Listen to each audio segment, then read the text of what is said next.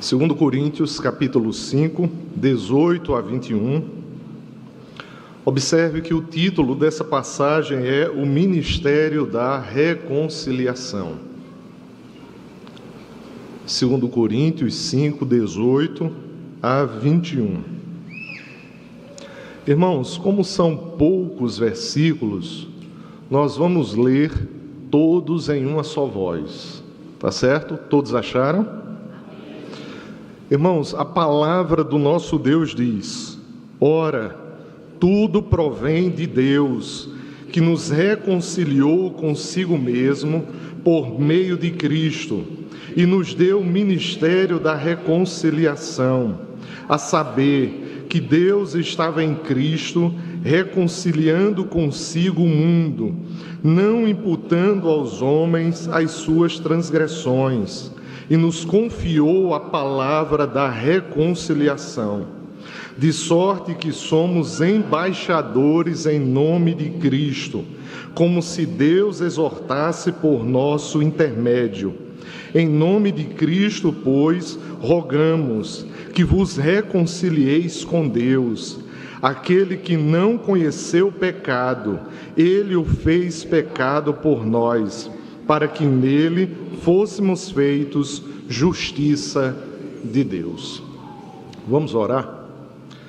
Nosso Deus e amado Pai, nós acabamos de ler, Pai, a verdade, a Tua palavra, a Escritura Sagrada, Pai, que é poderosa para nos conscientizar, juntamente com o Teu Espírito, nos levar, meu Pai, à verdade do Senhor.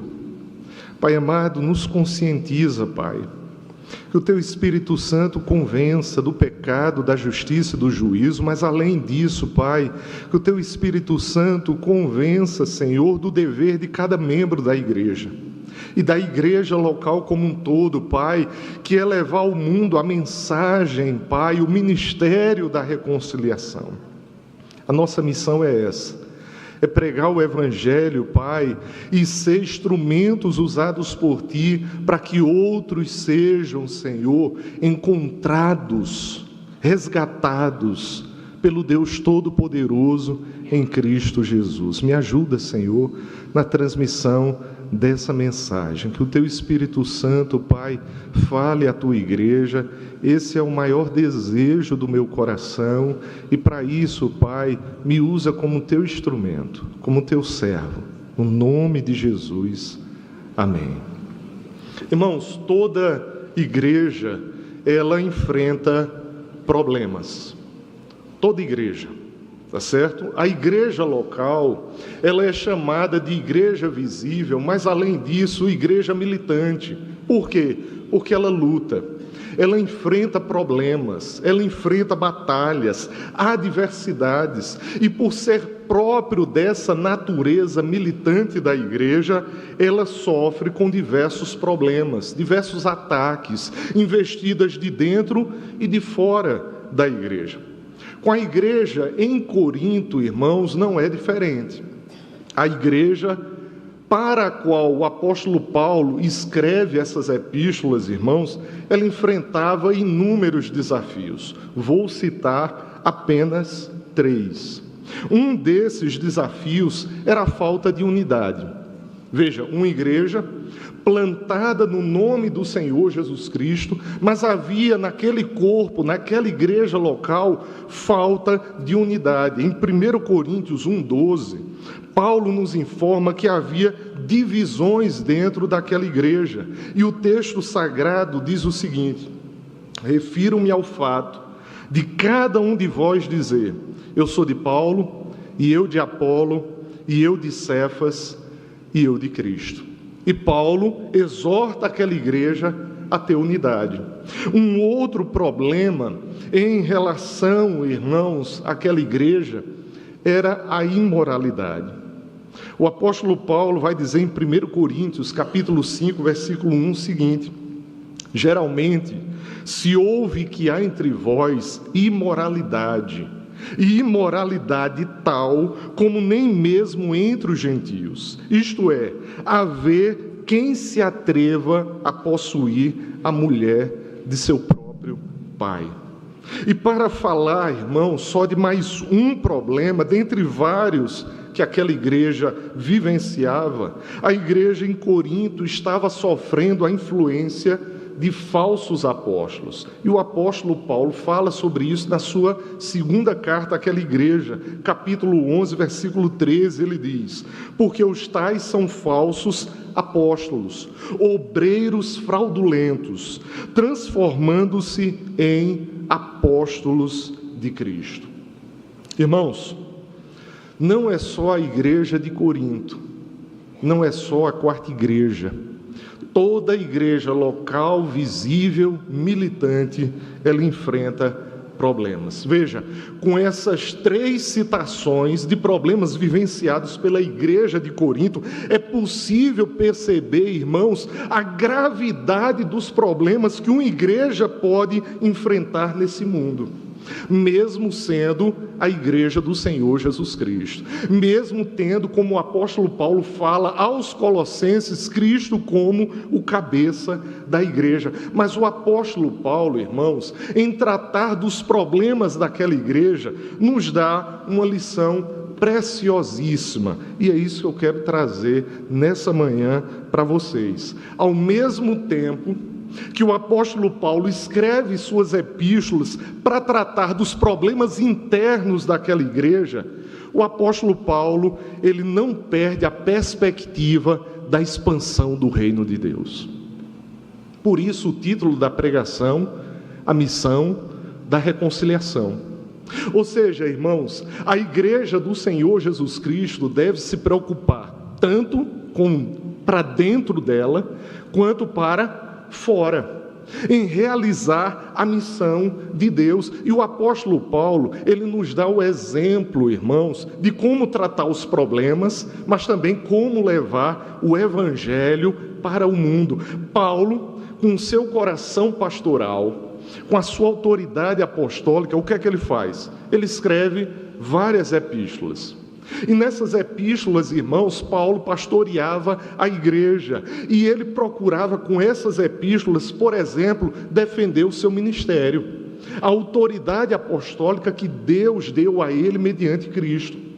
Mas o apóstolo Paulo também procurava corrigir dentro da igreja erros doutrinários e comportamentais dos irmãos dentro da igreja.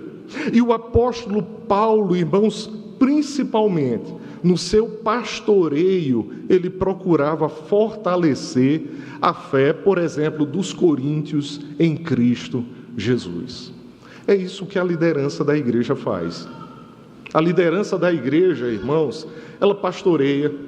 A igreja, irmãos, tem uma liderança que diz, porque a Bíblia fala, irmãos, que é revestida da autoridade do Senhor.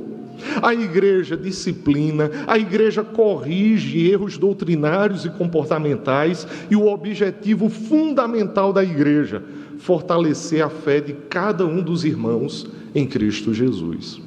Mas ao mesmo tempo, irmãos, a igreja tem uma agenda dada por Deus. E essa agenda, irmãos, é levar o evangelho ao mundo. É levar o evangelho daqueles que ainda não estão, mas podem estar, podem se tornar reconciliados com Deus mediante Cristo Jesus. E o apóstolo Paulo fala àquela igreja, ao mesmo tempo que ele está corrigindo a igreja que está em Corinto, ele está dizendo para aquela igreja: vocês receberam o ministério da reconciliação. Vocês são meus irmãos em Cristo, e Cristo fez de vocês embaixadores em nome de Jesus. Para quê? Para anunciar a esse mundo perdido, irmãos, que há uma forma em Cristo de ser reconciliado com Deus. Há uma forma em Cristo de ter paz com Deus e viver, irmãos, a reconciliação que traz uma paz que excede a todo entendimento. Mas também, não somente isso, fazer com que, através do Evangelho, cada discípulo assuma a missão de ser o anunciador dessa mensagem chamada mensagem de reconciliação, o Evangelho do Senhor Jesus Cristo. E eu quero dizer a você, meu irmão, que esse é um chamado maravilhoso, poderoso, divino. Como nós vemos, irmãos, no final de Mateus, na grande comissão, um chamado cheio da autoridade do Senhor Jesus Cristo, que diz: ide por todo o mundo e pregai o Evangelho a toda criatura. E esse chamado é para você. Esse chamado não é só para quem estuda no IBN, para quem vai para o seminário, para quem é revestido com algum cargo ou função de oficial. Essa função é para você, meu irmão. É para você, minha irmã. Anunciar o Evangelho.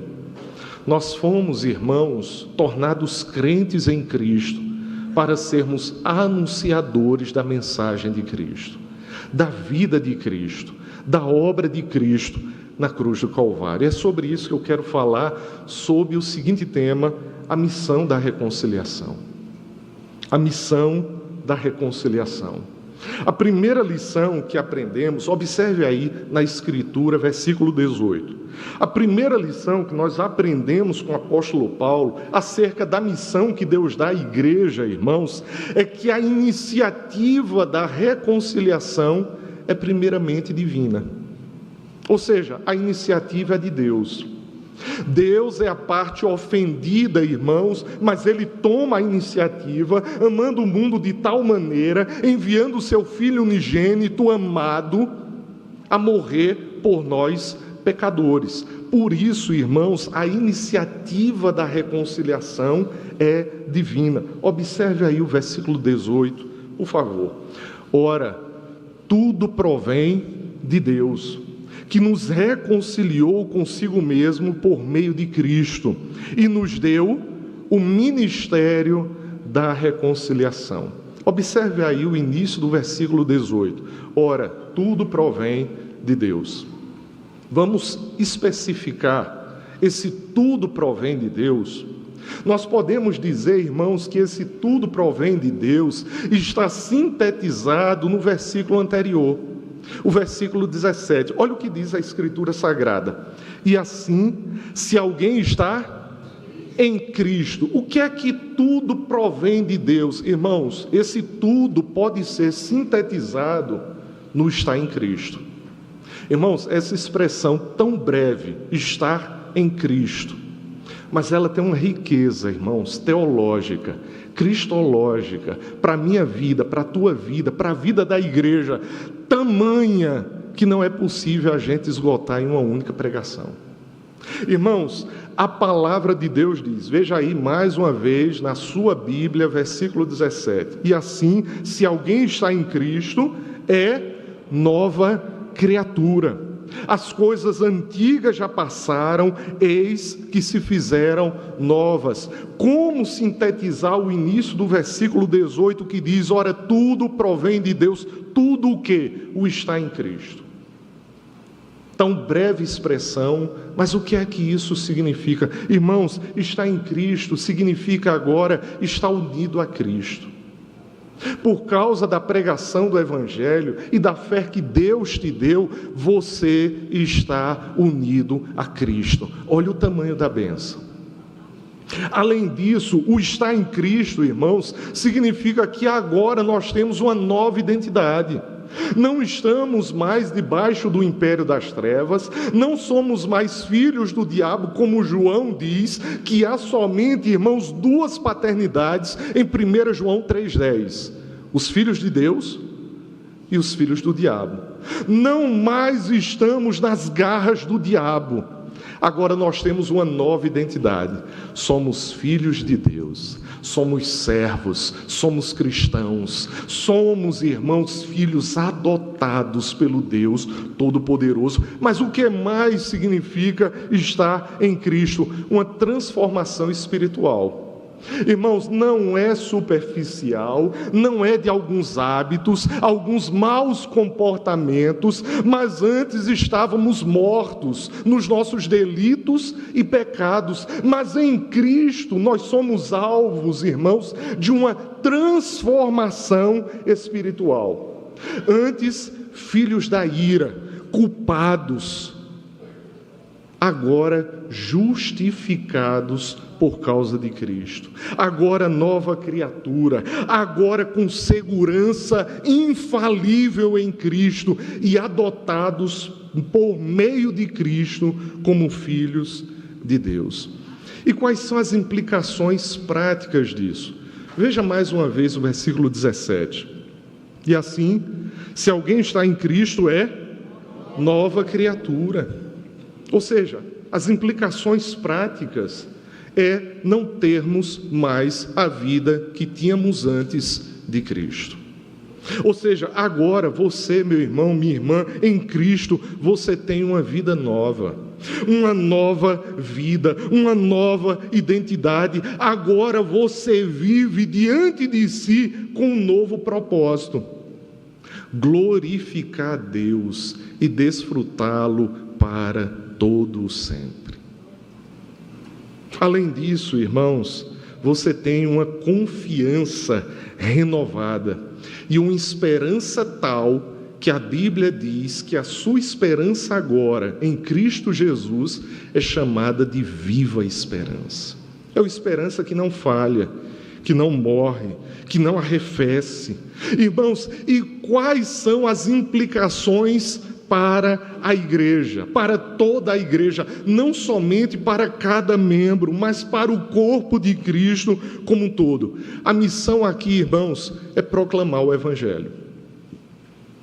Você é chamado a falar do Evangelho, a comunicar o Evangelho, a falar de Cristo, a falar que em Cristo nós temos paz, somos transformados e reconciliados com Deus. A sua missão, meu irmão, minha irmã, é se ver como missionário e proclamar o Evangelho, convidando outros a estarem em Cristo e vivenciar a riqueza do que diz o versículo 18.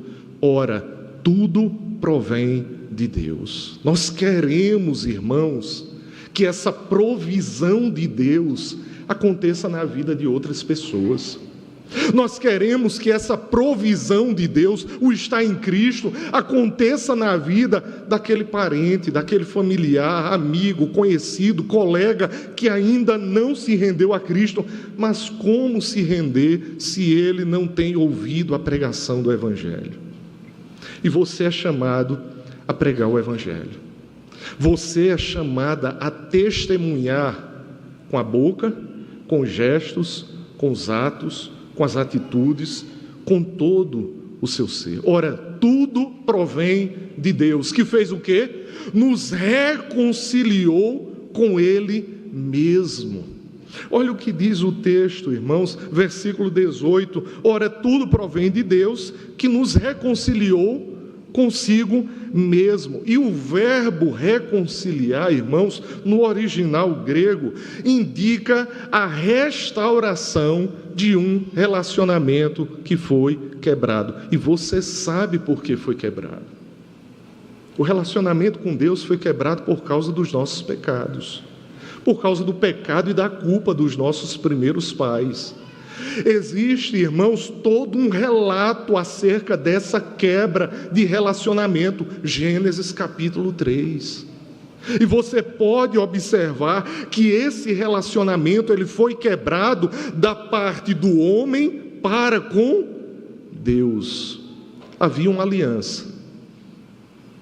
E a parte da aliança do homem, o homem quebrou.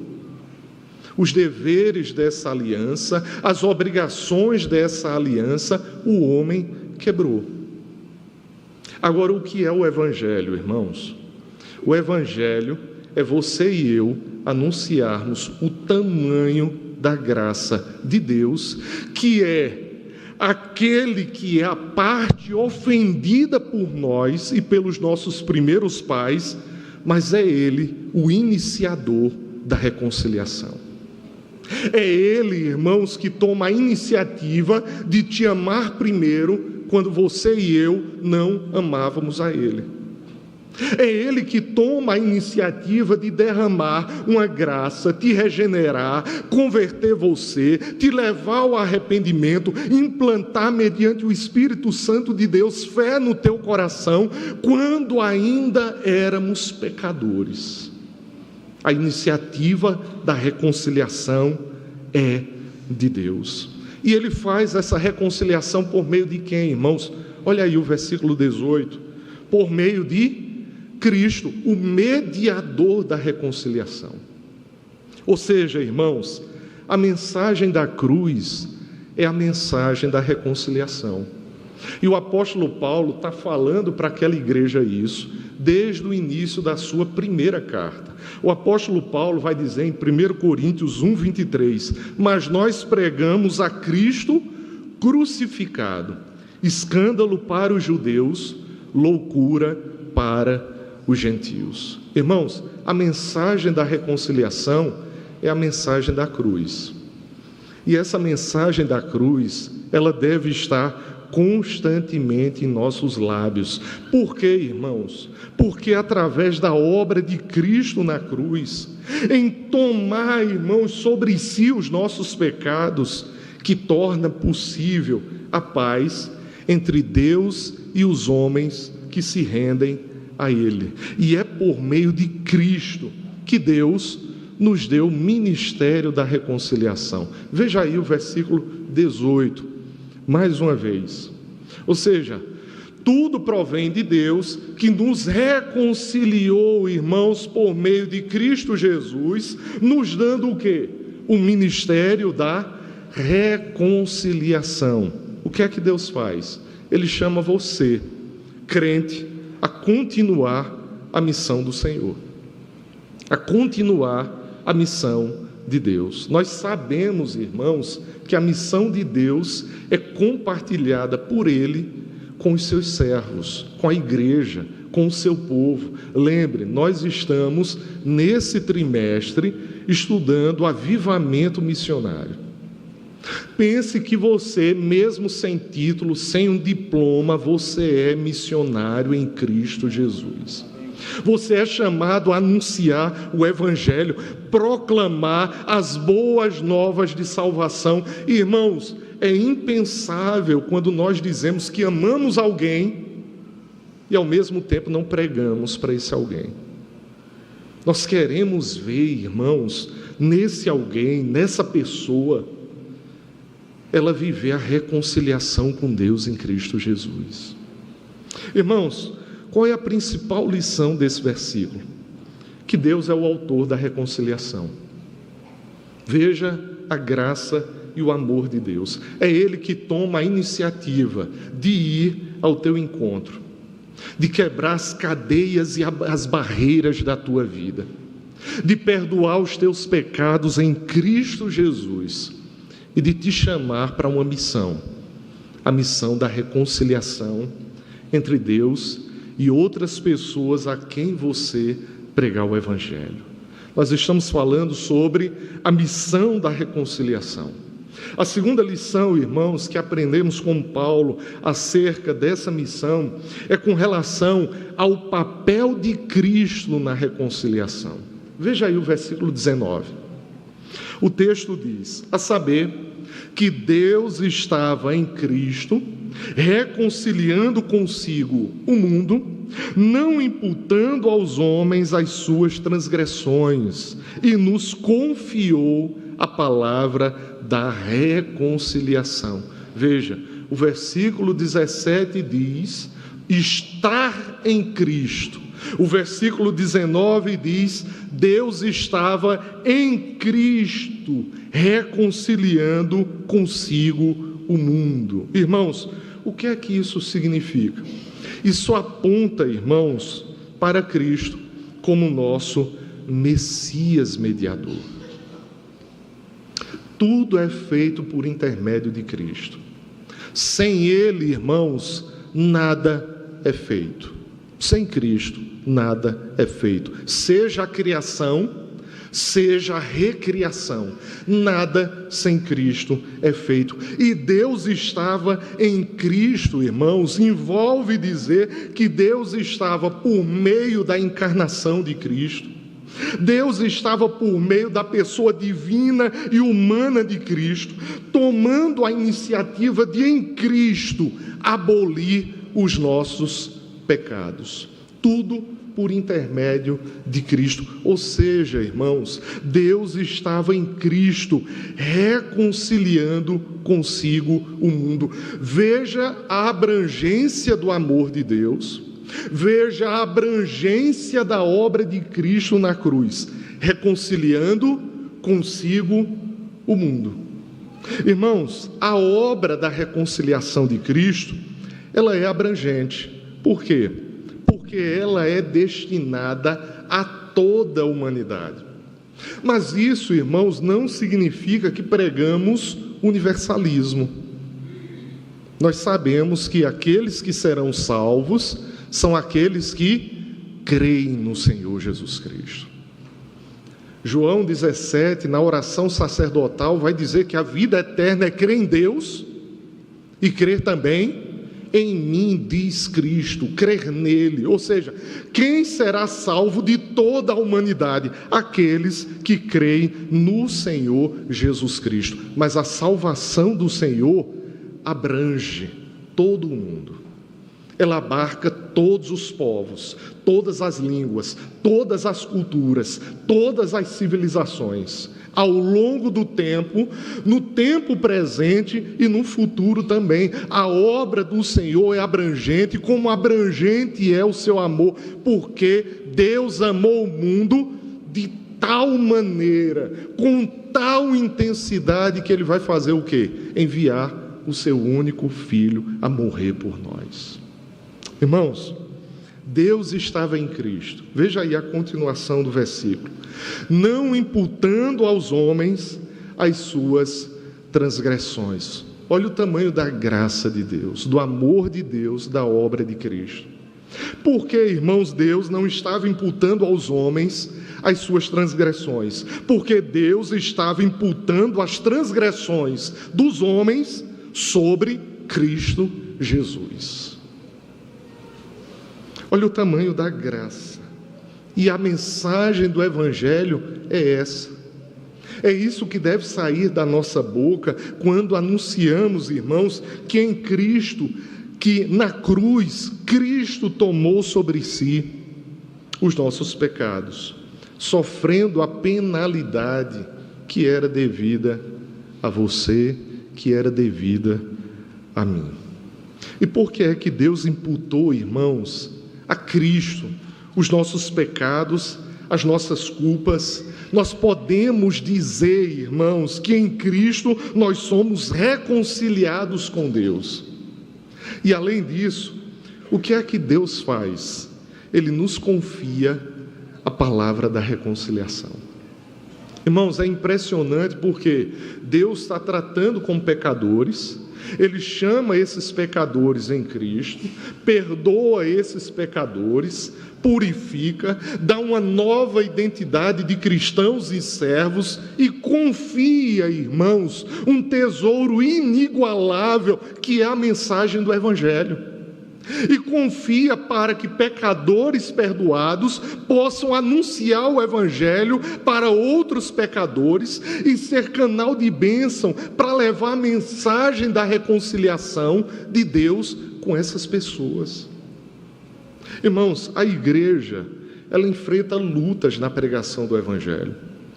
Mas todo aquele que prega o Evangelho, irmãos, deve se ver um privilegiado. Anunciar a mensagem de Cristo que leva à vida. Anunciar a mensagem de Cristo que liberta de toda a dominação do pecado. Irmãos, é um privilégio, é uma missão que não é fácil. Está aí o mundo, irmãos. A abertura das Olimpíadas mostra bem o que é o mundo. O mundo blasfema contra Deus. Se você vai lá em Apocalipse 13:6, diz que blasfema contra Deus, o nome de Deus, a obra de Deus, a mensagem de Deus e aqueles que até moram na glória de Deus. O mundo faz isso. O mundo blasfema contra Deus. E pregar o evangelho a esse mundo não é fácil, mas é a nossa missão. E deve, irmãos, ser recebida por cada um de nós como um privilégio. Irmãos, avançando, a missão da reconciliação, ela nos traz uma terceira e última lição. A missão dos crentes como embaixadores do Senhor. Veja aí o versículo 20. De sorte que somos embaixadores em nome de Cristo. Irmãos, é impressionante. Deus faz de pecadores perdoados e lavados, remidos no seu sangue, embaixadores em nome dele. Olha o texto. De sorte que somos embaixadores em nome de Cristo, como se Deus exortasse por nosso intermédio. Em nome de Cristo, pois, rogamos que vos reconcilieis com Deus. Num primeiro momento, irmãos, a gente pode pensar, não, mas Paulo está falando com autoridade pastoral e apostólica para a igreja. Então, ele é um embaixador em nome de Cristo para aquela igreja. Mas, irmãos, quando Paulo desenvolve o tema e diz que a missão da reconciliação é dada à igreja, cada crente, irmãos, ele é revestido com o Espírito Santo, com a mensagem do Evangelho, para falar a esse mundo em nome de Cristo Jesus. Todos nós, irmãos, somos embaixadores em nome de Cristo. Irmãos, o que é que um embaixador ele faz? O que é que uma embaixadora ela faz? Representa, irmãos, um rei. Representa um governo em uma terra estrangeira. E lembre o que foi que o Evangelho fez com você. A palavra de Deus fez você entender a riqueza da pessoa e da obra de Cristo, e você é feito em Cristo cidadãos da onde? Cidadãos dos céus. Você não é mais daqui desse mundo. Você nesse mundo passou a ser, pelo Evangelho de Cristo, um estrangeiro, um peregrino.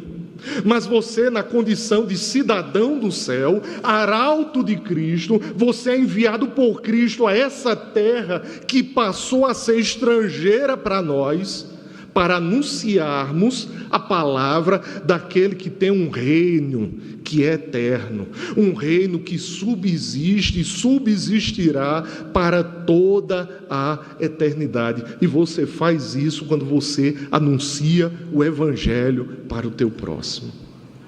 Irmãos, devemos considerar que não somente Paulo é um embaixador em nome de Cristo, mas você e eu, nós somos embaixadores. E olha o que é que Deus faz através de você e de mim como embaixadores. Deus exorta esse mundo por nosso intermédio. E Ele faz isso através de quê, irmãos? Da pregação do Evangelho que sai da nossa boca, mas também da vivência do Evangelho que é expressa com a nossa vida. Ou seja, nós exortamos o mundo.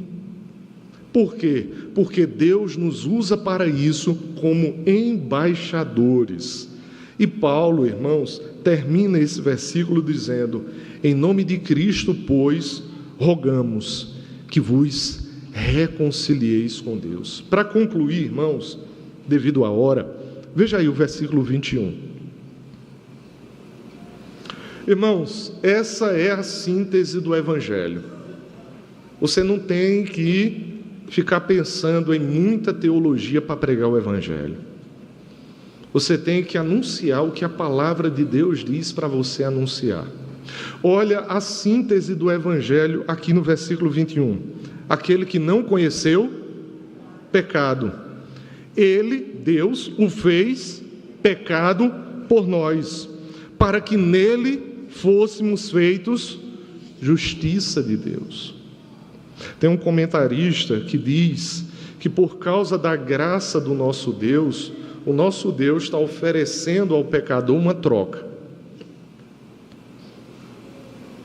Ele diz: me dá a tua vida, eu te perdoo, eu te purifico, eu escrevo o teu nome no livro da vida do Cordeiro,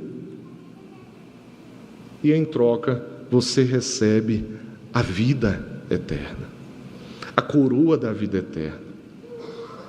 Confia em mim para teus pecados serem perdoados, e eu te dou a vida eterna. Irmãos, é essa a mensagem que você e eu, nós devemos anunciar. Eu convido o Ministério do Louvor, aos familiares, irmãos, aos amigos, aos conhecidos não crentes, a mensagem da reconciliação com Deus mediante Cristo Jesus. Por que, irmãos, essa mensagem ela é fundamental? Porque essa é a única mensagem que traz paz e restauração à vida do pecador. Irmãos, os ritos, a ritualidade, a religiosidade, o legalismo, o farisaísmo, irmãos, não vai trazer a reconciliação com Deus. Não vai trazer a paz e a restauração que o pecador precisa. Somente a mensagem do Evangelho, somente a mensagem da cruz, somente o que o apóstolo diz no versículo 21 é que vai trazer essa paz. Por isso, irmãos, não pregamos obras, pregamos a Cristo Jesus. Que Deus nos abençoe. Vamos orar.